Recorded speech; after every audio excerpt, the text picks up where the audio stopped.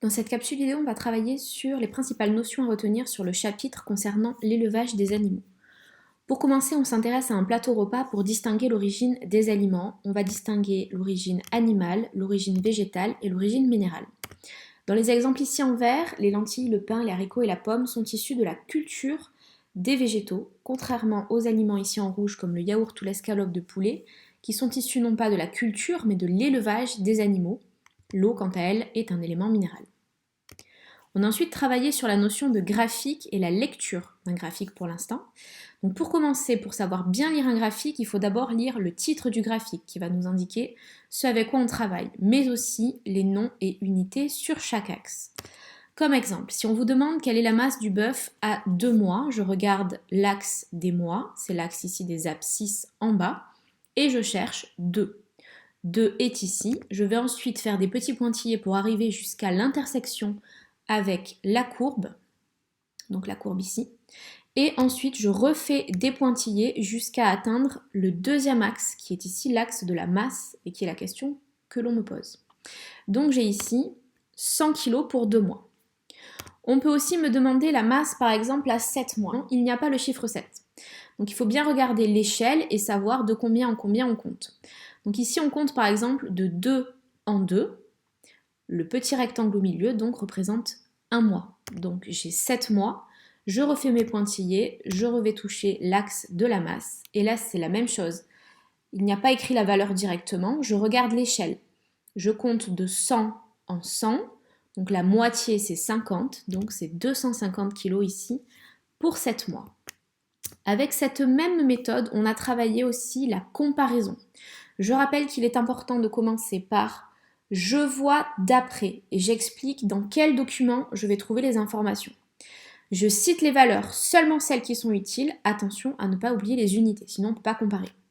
Ensuite, on fait la conclusion en mettant bien en évidence la valeur d'écart entre les deux chiffres. On va faire un exemple. Donc, si on me demande de comparer à la naissance et à 22 mois la masse de cet animal, je commence par prendre les valeurs comme on a fait avec la technique de tout à l'heure. Donc je vois d'après le graphique qu'à sa naissance, le veau pèse 50 kg, je le lis sur le graphique, et à 22 mois, 700 kg. Ça aussi, je l'ai lu sur le graphique. Là, je ne fais travailler que mes yeux et je donne seulement les deux valeurs qui m'intéressent. Dans la conclusion, j'explique qu'il a grossi. De combien ? Je fais la soustraction entre 700 et 50, donc de 650 kg. Il y a plusieurs conclusions possibles, on peut également dire qu'il pèse plus lourd. Mais si on dit je conclus qu'il a évolué, c'est loin d'être précis, donc ça ne suffira pas. Donc ici, attention, on revoit bien la méthode 7, elle est à la fin de votre cahier, on a fait plusieurs exemples en classe. Pour ce poulain, on peut comparer sa masse. Quand je vois que la masse à la naissance est de 50 kg, à 90 jours, elle est de 200 kg, je conclus que la masse a augmenté de 150 kg, on met la valeur de différence. Cet animal produit donc de la matière, et de la matière organique, ses poils, ses muscles, etc. Si on regarde pour les œufs, là c'est un petit peu plus particulier, la masse de l'œuf diminue. Alors c'est un petit peu étrange, on a vu ça en classe. Si on s'intéresse à la masse du poussin qui est dans l'œuf, elle, la masse augmente. Et on va prendre les deux autres éléments. La coquille, sa masse diminue, comme le jaune et le blanc. Donc en fait, qu'est-ce qui s'est passé ? C'est que pour produire sa matière organique, le poussin a utilisé le jaune et le blanc et l'a transformé, entre guillemets, en muscles, plumes, etc. du poussin. Donc comme il utilise deux types de matière, de la matière organique et de la matière minérale, ce poussin est un producteur secondaire. J'y reviendrai en fin de vidéo. On a ensuite travaillé sur la reproduction et le développement des animaux. Donc à partir d'une cellule reproductrice mâle qu'on appelle un spermatozoïde et une cellule reproductrice femelle qu'on appelle un ovule, attention, c'est pas une ovule. Si les deux cellules se rencontrent, on appelle ça la fécondation. Cette fécondation est soit interne, soit externe, et elle peut ensuite aboutir à une cellule œuf qui, elle, va se développer au cours du temps jusqu'à former un nouvel individu adulte qui, à son tour, pourra produire des cellules reproductrices. Au niveau de cette fécondation, on parle de fécondation externe quand elle a lieu à l'extérieur du corps de l'animal. Ici, les spermatozoïdes et les ovules vont se rencontrer dans l'eau. Et c'est d'ailleurs pour ça que ces animaux-là en produisent des millions, parce que la rencontre est difficile, elle est incertaine au niveau de l'eau. alors que dans le cas par exemple du sanglier ici, les cellules mâles et femelles vont se rencontrer à l'intérieur du corps de la femelle, on parle de fécondation interne. On a ensuite travaillé sur les termes ovipare ou vivipare. Ovipare, c'est l'animal qui va pondre des œufs.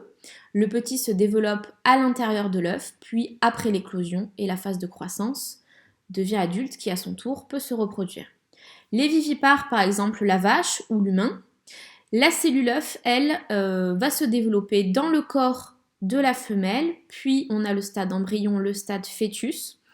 Au niveau après de la naissance, on a évidemment un jeune qui devient un adulte, comme tout à l'heure, capable de se reproduire. Le développement et la nutrition de tous ces animaux, pour la phase de croissance, pour passer de la cellule œuf à l'adulte capable de se reproduire, il faut se nourrir. Alors, pour ça, on a travaillé sur la chaîne alimentaire, et on a vu que quand il y avait plusieurs chaînes alimentaires, on parle de réseau trophique.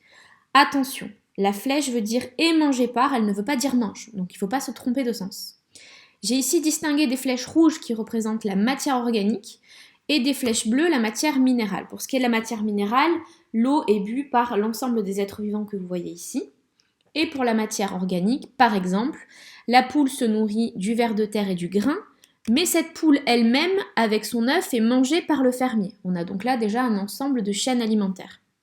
On a ensuite l'herbe qui est mangée par la vache, par exemple, le lait et la vache qui eux-mêmes sont mangés par le fermier. On a ensuite l'exemple des feuilles du pommier qui sont mangées par le puceron, et ce puceron qui lui-même est mangé par la coccinelle. On peut donc déterminer plusieurs types de régimes alimentaires. Si comme la poule ou l'homme, on mange à la fois des végétaux et des animaux, on est omnivore. Attention, sans H.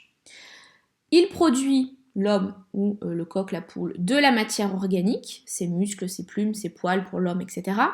À partir de la matière organique, donc le grain, le ver de terre par exemple, mais aussi minéral parce qu'il se nourrit d'eau. C'est donc un producteur secondaire parce qu'il utilise deux types de matières. Un autre type de régime alimentaire avec cette coccinelle qui, elle, se nourrit uniquement d'animaux comme le puceron. Elle est donc carnivore. C'est aussi un producteur secondaire parce qu'elle utilise les deux types de matières, organiques et minérales, pour grandir. L'arbre produit des pommes, des feuilles, des racines, de la matière organique, mais là, à partir seulement de matières minérales, comme l'eau. Donc, comme il utilise une seule matière pour produire sa matière organique, c'est un producteur primaire et non pas secondaire. La vache, elle, est aussi un producteur secondaire, mais elle se nourrit uniquement de végétaux. Elle est donc phytophage. Attention, on ne dira pas qu'elle est herbivore, parce qu'herbivore signifierait qu'elle ne mange que de l'herbe. On a vu qu'elle pouvait manger aussi des céréales, etc. Donc, le terme plus global, c'est phytophage. Donc, voilà un réseau trophique au niveau de notre ferme. On peut également utiliser ce réseau trophique pour travailler sur la notion d'agriculture raisonnée de lutte biologique. Le riz, dans les rizières, peut être mangé par des escargots ravageurs, des insectes également. Pour lutter contre ça, on peut introduire, on a vu, des canetons qui vont se nourrir à la fois des mauvaises herbes, mais aussi des insectes et des escargots. Et donc, ça va éviter au riz d'être mangé par ces deux types de prédateurs. Là, on a lutté contre le prédateur, non pas à partir de pesticides, mais à partir d'un être vivant directement du réseau trophique, donc on parle de lutte biologique. Les déjections des canetons, elles, vont être un atout supplémentaire qui va nourrir le riz, parce que ça va apporter encore plus de matière pour sa croissance. On a vu principalement à retenir que pour essayer de faire un geste pour la planète, pour limiter l'émission de CO2, pour limiter le réchauffement climatique, mais aussi pour limiter les pesticides dans notre corps, il faut essayer de consommer de la viande modérément, des aliments issus d'une agriculture donc locale proche de chez nous, plutôt de saison, et essayer de privilégier des agricultures raisonnées ou biologiques. Dernière partie du cours, c'est la transformation des aliments. C'est intéressé à la transformation du lait en yaourt. On a testé grâce à plusieurs expériences en travaux pratiques et on a pu voir que le lait était identique au yaourt en composition, autant en lipides, en sucre, en protéines, sauf pour les micro-organismes qui étaient seulement, eux, présents dans le yaourt, comme le type lactobacille que l'on a pu observer au microscope. Du coup, on peut se demander finalement à quoi servent ces micro-organismes, parce que normalement, quand on parle de bactéries, on pense tout le temps que c'est quelque chose de mauvais. Et bien là, finalement, on se rend compte que pour transformer du lait en yaourt, ces micro-organismes ne sont pas du tout mauvais, et même ils sont essentiels. Dans cette expérience, si on regarde la différence entre l'expérience où je mets du lait à ébullition, je laisse refroidir, je verse le yaourt, et dans l'expérience 2, je fais la même chose mais je ne mets pas de yaourt. Et bien à la fin de l'expérience, je n'obtiens pas de yaourt s'il n'y a pas eu de micro-organisme à la base. C'est donc que ce micro-organisme est très utile à la fabrication du yaourt. Deuxième type d'expérience que l'on peut regarder, même chose pour la première expérience, mais pour la deuxième expérience, je ne fais pas refroidir le lait avant d'y ajouter les micro-organismes, les bactéries. Et donc, on teste le paramètre du refroidissement. Donc à gauche, on fait avec refroidissement, à droite sans refroidissement, c'est ce qu'on a appelé l'expérience témoin dans la démarche d'investigation. J'enlève le paramètre à étudier pour vérifier que c'est bien lui qui fait l'action. Et là, on se rend compte à la fin que le refroidissement avant d'introduire les micro-organismes est très utile parce que si on ne refroidit pas, il n'y a pas eu de transformation. Pourquoi ? Parce que ces micro-organismes, si on les met à trop forte température, ils vont mourir, ce sont des êtres vivants. Donc le micro-organisme être vivant, là, le lactobacille, va prendre tous les éléments dans le yaourt, notamment les sucres, pour les transformer en yaourt. Attention, on a travaillé la méthode 3 avec la notion de constat, problème, hypothèse, etc. Il faudra aussi la revoir pour ce contrôle.